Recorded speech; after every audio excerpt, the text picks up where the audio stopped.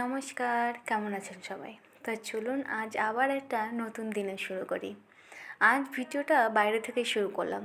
একটু দোকানে যাব তো, কিছু জিনিস আনার আছে। তাই ভাবলাম যে একটু ভিডিও করে সবাইকে দেখাই। এইটাও যে রাস্তা, এই সোজা রাস্তাটার নিচের দিকে চলে যায় রংপুর। রংপুর বলতে যেখানে ওয়েস্ট বেঙ্গল আর সিকিমের স্টার্ট, মানে ওখানটায় বর্ডারটা। তো চলুন এই দোকানটা, আসলে আমাদের এখানে অনেকগুলোই দোকান আছে, এই দোকানটা যায়। এই দোকানের দাদাটা না বেশ একটু বাংলা বোঝে।